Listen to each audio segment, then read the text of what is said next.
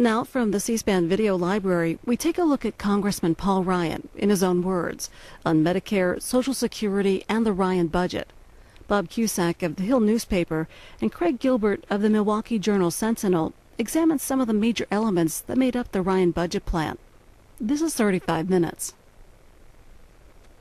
As you know, Congressman, the obligated debt to our kids, I've heard that it's $49 trillion. CBO estimates that by 2020, the entire federal budget's going to essentially be interest on the debt, Social Security, Medicare, and Medicaid. The reason we have these huge debts is because, frankly, no party is able to, on their own, address these problems because the other party would simply attack them for it. What mechanism is going to have to be put in play to actually try to address these long-term budget issues, Medicare, Medicaid, Social Security being, the top ones? I think you're right. This has been very vexing. If Republicans go out and try and say fix Social Security, Democrats demagogue them, and vice versa. Both parties use political tactics to attack the other party for trying to tackle these big, challenging issues. We should not be afraid of that. I'm going to plan on producing my own reforms to just get this debate going, to get a dialogue going in this country so that we can figure out how to fix these problems. I think to specifically answer your question, one of the things we ought to do is change the way our federal budget process works, change the way we do accounting. I think in the last segment, I just walked in the door, you were talking about accrual accounting with John Spratt. I think there's an area where John and I agree on a lot of things. We agree that this federal budget process is broken. This federal budget process does not reward tackling these big issues. It actually makes it easier to spend and tax more and to hide money in the federal process. We need to make this federal budget process more enforceable. We need to make it more transparent and more accountable. I think there are accounting changes we can do to recognize and bring on the books these liabilities. These liabilities you just mentioned, you threw the $49 trillion number out. There are a lot of different numbers. The point is, those aren't recognized. Those liabilities aren't on the books. The way we do the accounting in the federal government, if you were an American corporation, you'd be in jail if you were doing your accounting that way. We don't fully recognize the liabilities we have to the taxpayers on the books. We should do that, and I think it'd make it easier for us to tackle these goals. At the same time, we have to have budget enforcement. That's why I'm a big fan of spending caps. Real enforceable spending caps that are enforceable by law, so that if Congress exceeds those spending caps, across-the-board cuts come in to enforce those spending caps. So there's a lot more on process I think we can do to fix this. And there's an area where I believe John Spratt and I can come together and work together, and he and I need to get our parties involved so that we can agree on fixing this process so that the process better rewards the kind of dialogue we're ultimately going to have to fix these entitlements.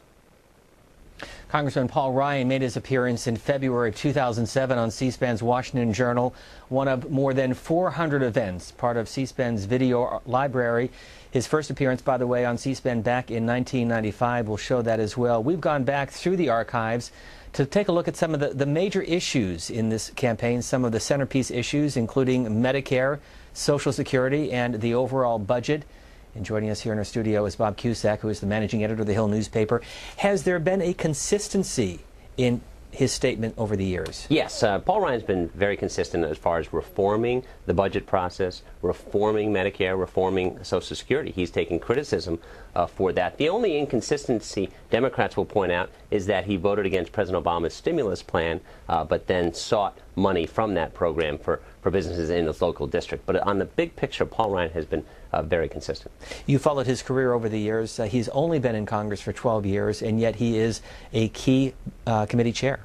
That's right. That's right. He's been in Congress for 7 terms, and he's been a Budget Committee chairman on Ways and Means. He has been knee-deep in these big issues on Medicare, on trade. He also was a former staffer for Senator Brownback. So he knows these issues. He's young. He's only 42, but he can talk at length. Some members say ad nauseum about some of these issues.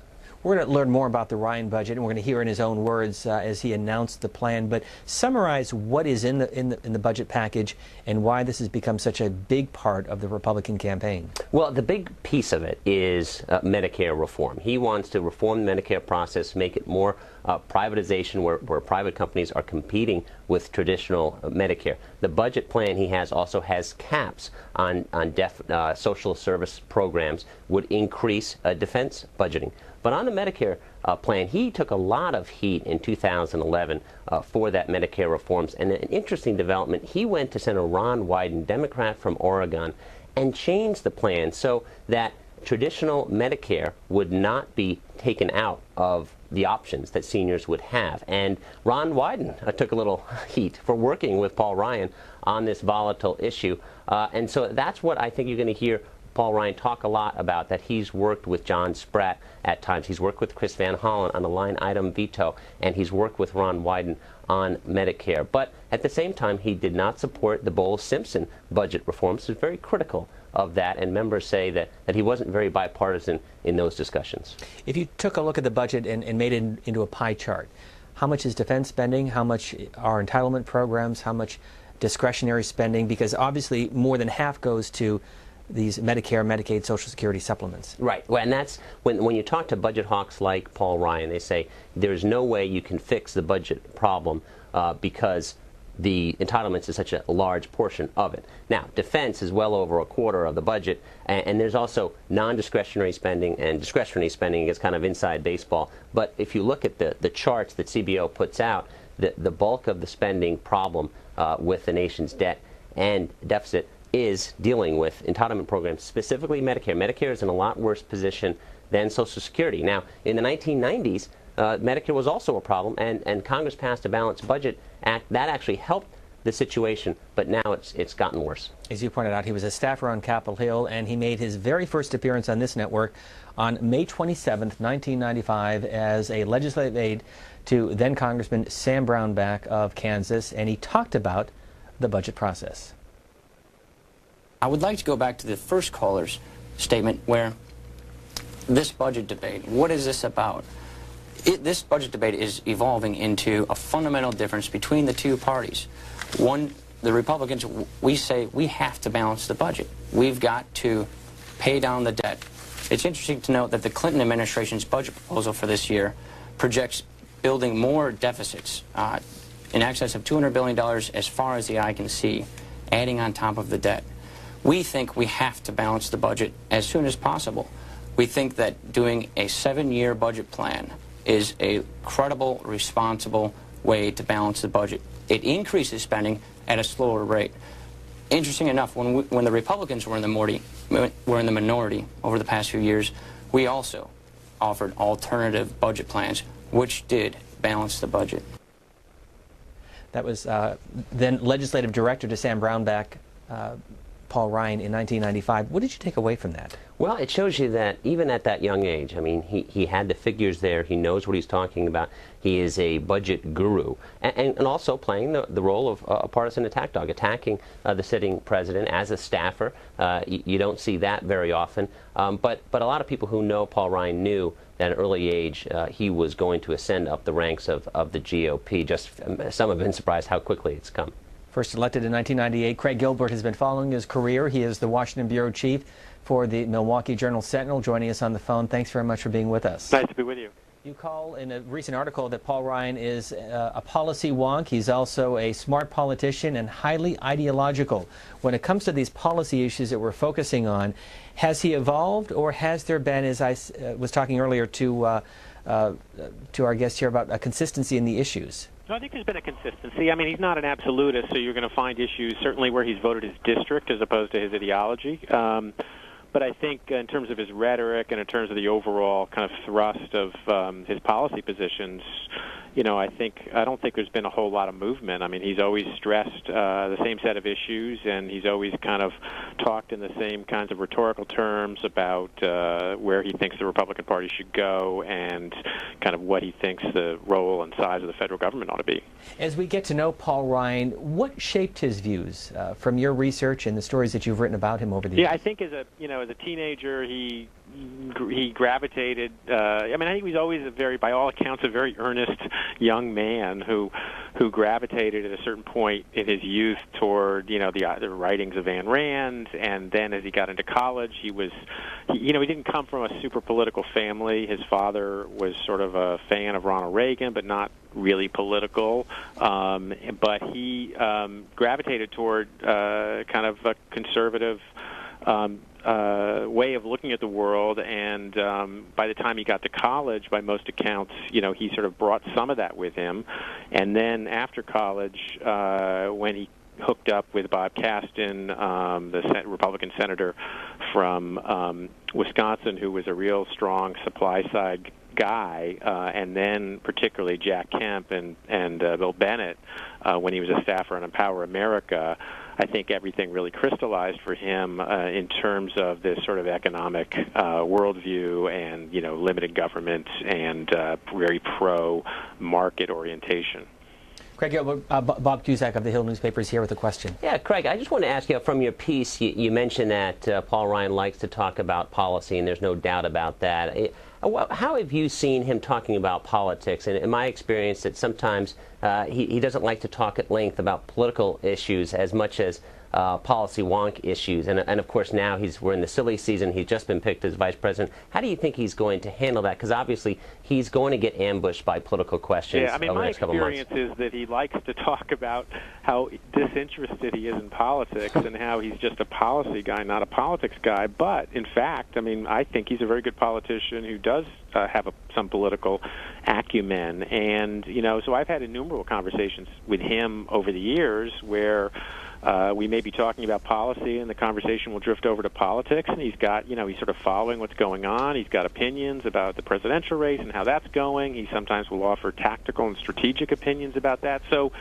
I think people shouldn't miss the political dimension to this guy. There's Paul Ryan, the policy guy. There's Paul Ryan, like I said, a very ideological conservative with a very pronounced worldview who's sort of steeped in conservative writers. But then there's Paul Ryan, the politician, which you see reflected in his performance in his district, and you see also reflected in his kind of relationship with the media. He's very good. He's a good communicator. He's very good and at ease with reporters, and I think that's sort of those are some of his political skills at work. And finally, why the budget? What led him to propel himself to be the chair of the Budget Committee? It's obviously a political document as well as a policy document. But why did he take that path? Well, obviously, he had this sort of economic orientation. He talked about kind of wanting in college to become an economist, never getting there. But I think when he got to Washington, when he ran for Congress and found himself in Congress, that was his policy interest. But also he saw the potential, and this is kind of interesting, to sort of turn the leadership on the Budget Committee, whether it was ranking member initially and then budget chairman, into this platform, into this sort of real role of influence in terms of, even though we all know the budget chair traditionally is not the person with the power in Congress, he made something of this position which was unconventional in terms of he made it into a forum for projecting his view of where the Republican Party should be on government and where it should be on a lot of domestic policy. Craig Gilbert, who is the Washington bureau chief for the Milwaukee Journal-Sentinel, thanks very much for being with us. Thank you. The day after the president's very first State of the Union address in February of 2009, Congressman Paul Ryan, who at the time was the ranking Republican on the House Budget Committee, joined us to talk about the budget process. Today, we're going to pass the rest of them for the current fiscal year because last Congress, they didn't finish the job. Then what happens is we write what we call the budget resolution. So Thursday, the president says his abbreviated version of the budget. We in the Congress start writing our budget resolution. Our timeline is to get this done, I think, in the first week of April. Then when we get that done, we send to the appropriations committees their instructions on their funding targets they have to hit, and that occurs over the course of the spring and the summer. And by September 30th, theoretically, by the end of the fiscal year, is when all these 13 appropriations, but there's 11 now, I think, these 11 appropriation bills must be passed into law. So Thursday starts the ball rolling. By beginning of April, Congress should have passed the budget resolution. Then those budget instructions go out to all the various committees, funding the government, if we're going to do Medicare or health care, and then we bring all those bills back together. And these things ought to be passed by the end of the fiscal year, and that is basically the timeline. Unfortunately, lately, it hasn't really worked that way. We've gone past the deadlines. We've gone past the fiscal year deadlines. Today, as an example, we're passing appropriation bills today, over $400 billion in new spending today, an 8.8% increase in discretionary spending. And these are bills that were supposed to be passed last September 30th. So Congress isn't running the budget railroads very well these days. More to the point, we're really increasing spending dramatically, and that's going to hurt our ability to reduce our deficit. And that's a big concern that Judd Gregg and I have. Congressman Paul Ryan, in February 2009, making his appearance on the Washington Journal. Let me ask you about how he is viewed by his colleagues, especially his Republican colleagues, but also his Democratic colleagues. You know, he's respected on both sides of the aisle. I mean, Chris Van Hollen's the ranking member on the Budget Committee, has worked with him. They get along very well. Other Democrats like him. Republicans, the conservative wing of the party, respects him because he is willing to take on Medicare reform, Social Security reform, and he'll take the heat. I mean, he's respected so much that there's been talk over the last several years of him making a leadership bid against John Boehner. He never did that, but clearly the Boehner people had to look over their shoulder because there was this respected up-and-comer who was urged to run but opted not to do it. So as we focus on Medicare and also the budget overall, how will this play out in the fall campaign? What are Republicans going to be doing, and what can we expect from the Democrats? That we've seen some of it already in the attacks. What I think we're going to see down the stretch, and we haven't heard a lot of Democrats talk about it yet, but I think you hear a lot about Social Security reform, because you go back to 2005 when President George W. Bush was pushing for private accounts, personal accounts, depending on who you talk to, and of course that bill did not go anywhere. That bill, the main sponsor was Paul Ryan. And once again, he was taking on a big entitlement program. It was not popular with seniors. So I think on both Social Security and Medicare, Paul Ryan is going to be attacked, but Mitt Romney knew that when he picked him. So this is going to be a huge test of whether Medicare and Social Security can be tackled after the election. If Mitt Romney and Paul Ryan lose, I think the chances of major reforms, certainly along the lines of what Ryan and Romney want, are not going to happen. Bob Cusack of the Hill newspaper, your work available online at thehill.com. Thanks for being with us as we talk about Congressman Paul Ryan and many of the events that we have covered over the years, from the Washington Journal to his policy speeches to his appearances on the floor of the House, all part of C-SPAN's video library. One of those events came in Chicago at the Economic Club, in which he talked about Medicare. This is Congressman Paul Ryan, May 16th of last year, on the issue of Medicare. Our budget also gets healthcare spending under control by empowering Americans to fight back against skyrocketing costs.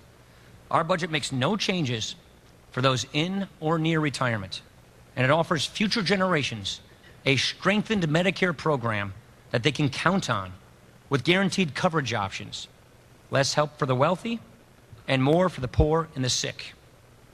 There's widespread bipartisan agreement that the open-ended, fee-for-service structure of Medicare is a key driver of healthcare cost inflation.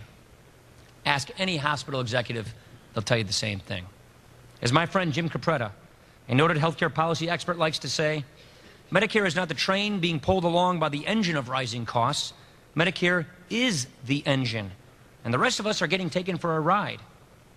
This disagreement isn't really about the problem. It's about the solution to controlling costs in Medicare. And if I could sum up the disagreement in a couple of sentences, I would say this. Our plan is to give seniors the power to deny business to inefficient providers. Their plan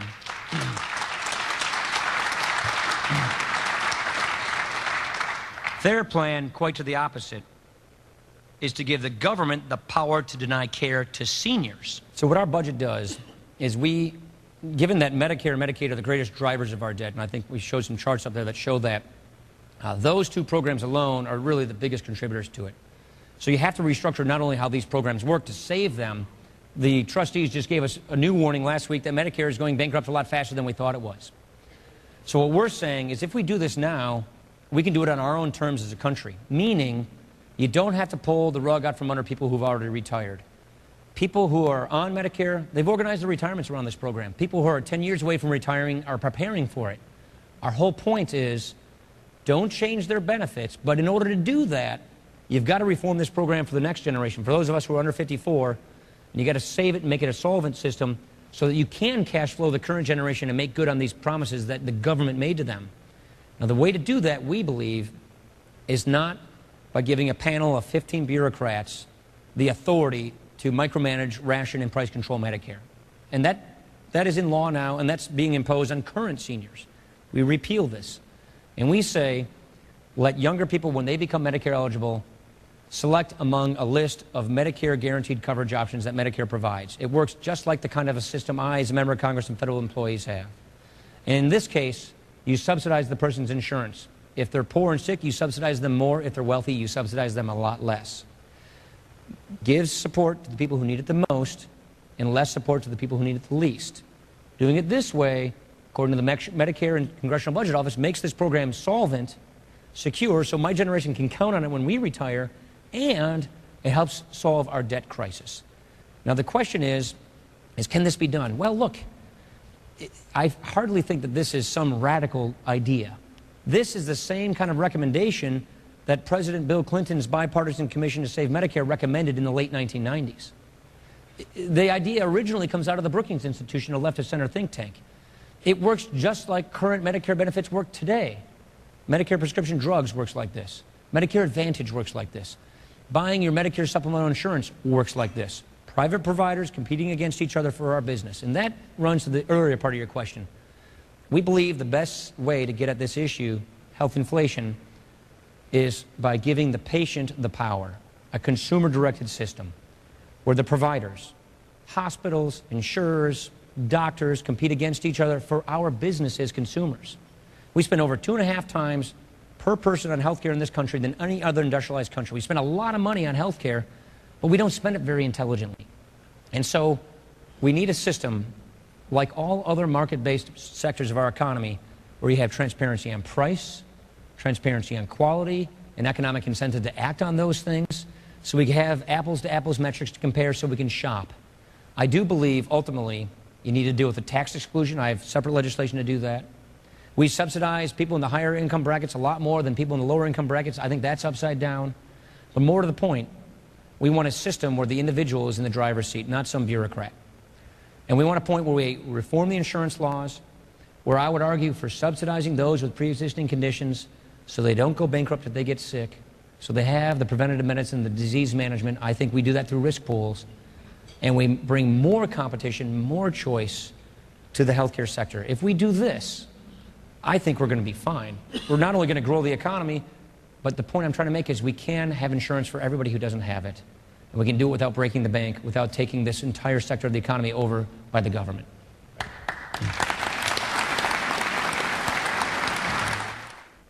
As the newly elected chair of the House Budget Committee, the comments of Congressman Paul Ryan, he delivered his remarks and took questions at the Chicago Economic Club, focusing on Medicare, one of the key issues in this presidential election. We're looking back at C-SPAN's video library, all of which is available to you anytime. You can check it out at cspan.org. And one of his many appearances on the Washington Journal came in March of 2005, another significant budget issue that he addressed, Social Security. What I propose is a system of voluntary personal retirement accounts. You have to remember there's basically 3 ways to fix Social Security. Raise taxes, cut benefits, or you could endlessly borrow more money, or grow the rate of return coming to Social Security. So that's 4 ideas. There are 2 ways to grow the rate of return coming to Social Security. Have the government invest the money, own stocks and bonds, that's what Bill Clinton proposed in 1998, or have personal retirement accounts where individuals own their own retirement accounts that are invested in markets, in stock and bond index funds, things like that. What we're talking about here is not privatizing Social Security or even partially privatizing Social Security, because we're not talking about giving people the ability to take a chunk of their payroll taxes and take it outside this system. We're saying let's do it so that people can have some of their payroll tax dollars inside Social Security in their own personal retirement account that they own and control, but it's run like the Federal Thrift Savings Plan that I, as a member of Congress, have. So people aren't buying and choosing stocks and bonds or taking it to their broker. It's inside the system, run by Social Security, regulated Social Security, managed by Social Security. And under that system, people under the age of 55 would be able to take about half of their payroll taxes in their personal retirement account. The rest of their payroll taxes would go to fund the current system. Survivors benefits, disability benefits, all of those parts of the program would stay unchanged, and to fund the rest of the retirees' benefits. Transition financing is the whole big debate. How you get from here to there is what transition financing is.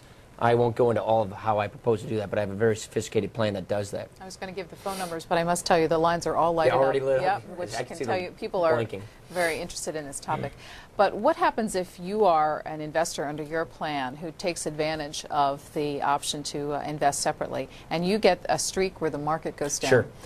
Two things. Number one, under my plan, I have a safety net. And I believe we ought to have and maintain the Social Security safety net. So under my plan, you'll get what you would have otherwise gotten if you stayed in Social Security, whether or not you exercise the personal retirement account option. So it's a no-risk plan. So it's a no-risk. Well, it's no risk on that end.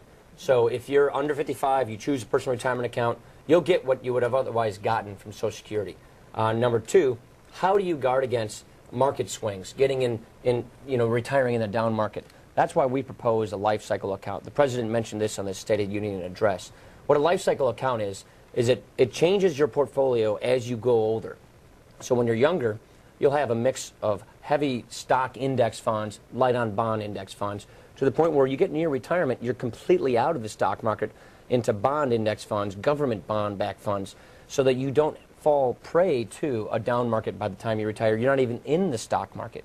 Another thing that's very important to note is there is no 20-year time in our nation's history where we did not do better in Social Security than we're doing right now, where we didn't do better in the markets than we did in Social Security. So you have to remember, Social Security is a long-term investment. Part of the reason why we're saying 55 and under can invest in it is so that they have time to plan and grow their investments, grow their rates of return. For me, at the age of 35, all I have to do is get better than 1% rate of return on my payroll tax dollars for me to do better than I would otherwise do in Social Security. Today's workers are getting about a 1 to 1.5% rate of return on their payroll tax dollars.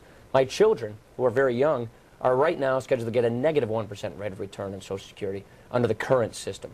So all we have to do, literally, is get a little bit better than that to do better for ourselves through personal retirement accounts. I want to get to people's calls, but the President has explained about his plan that it is really not to address the solvency issue, the privatization part. It's about ownership, correct? No, that's actually technically not correct. Okay. Personal retirement accounts actually help us achieve solvency as well. Your plan as well as the My President's? plan as well. And the President does have a feature that does actually help us achieve solvency. Let me explain it this way.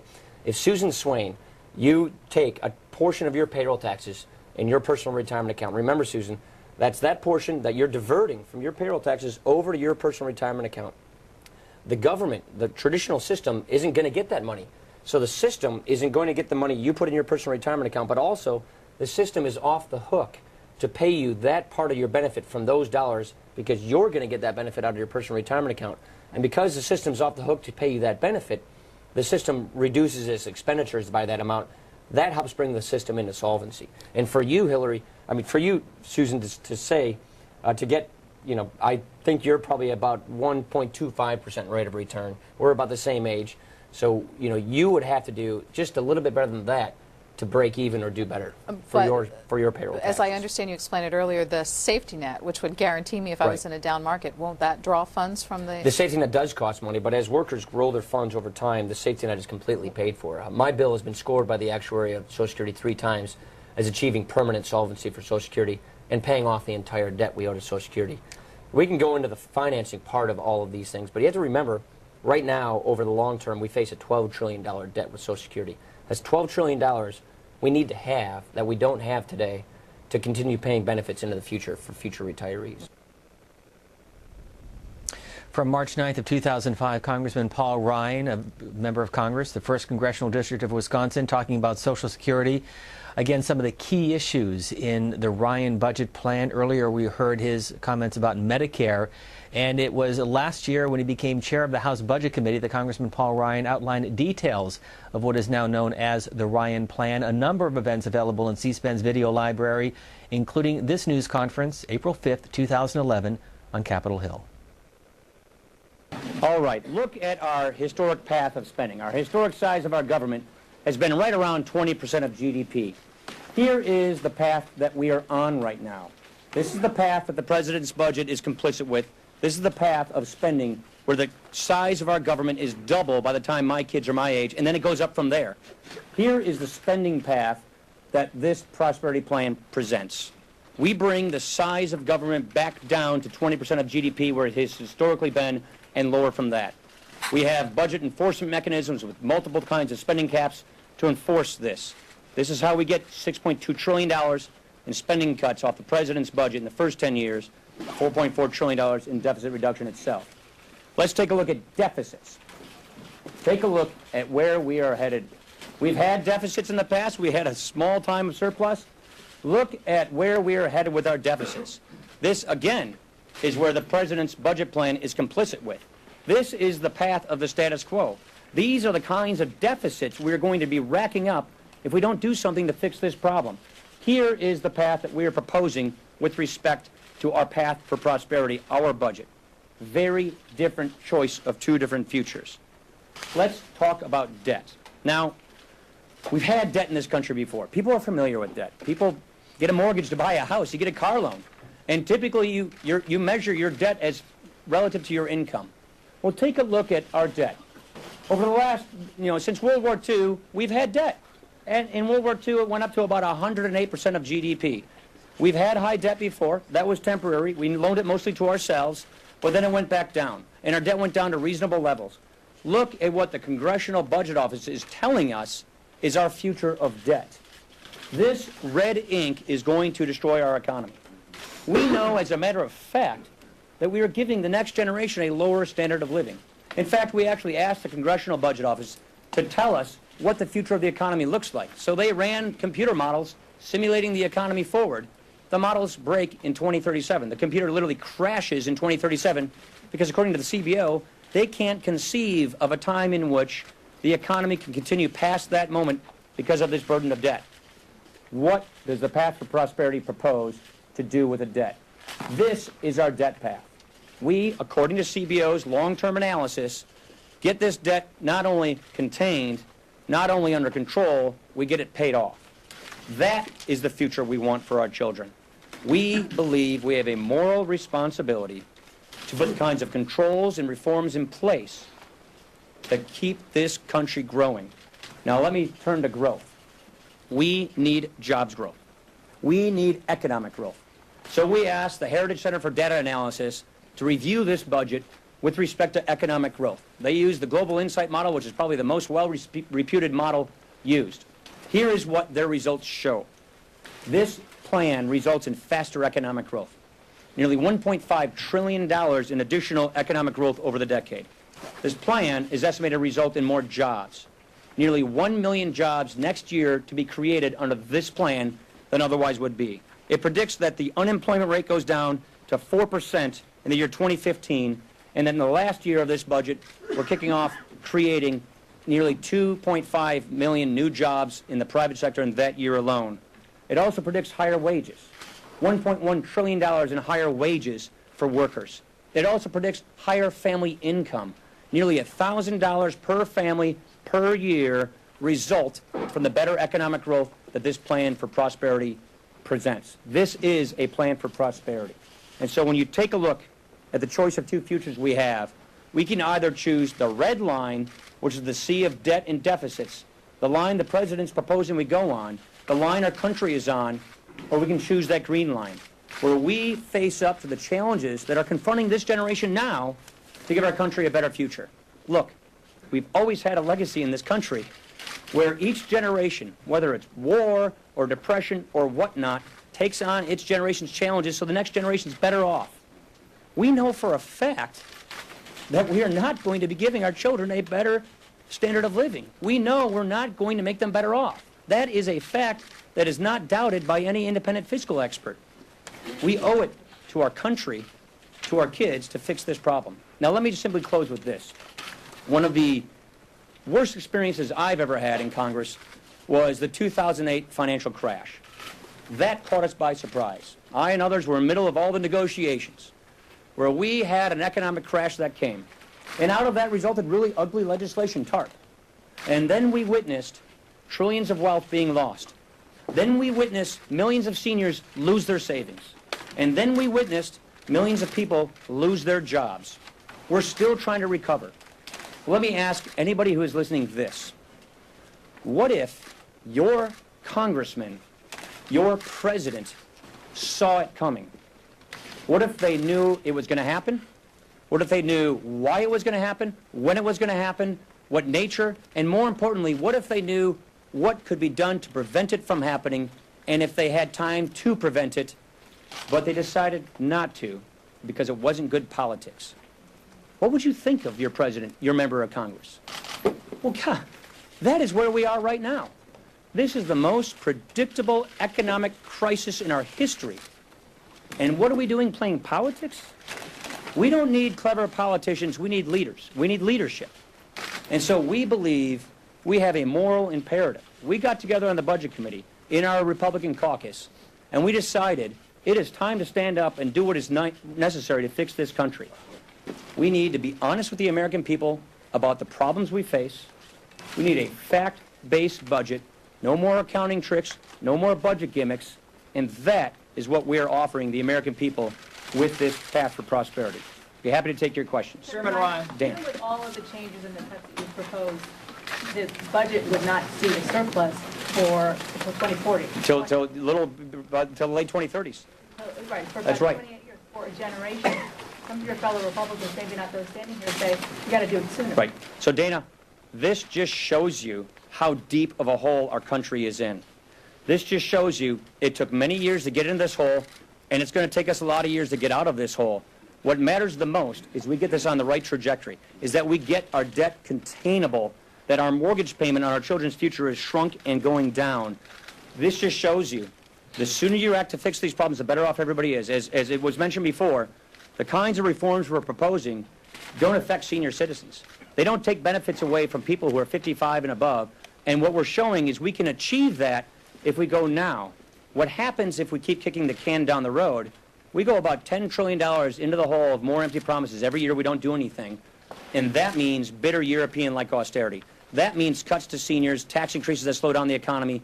And so we want to preempt that kind of austerity, and we want to get us on the right glide path. It's going to take us a long time to dig our way out of this problem, but we can dig our way out of this in a sensible way, in a secure way, and we can save these entitlement programs from bankruptcy. Mr. Ryan, to play the devil's advocate, if you didn't go as far as you went in terms of cutting taxes, couldn't you balance the budget? So we do not propose increasing taxes. Now, here's a big difference.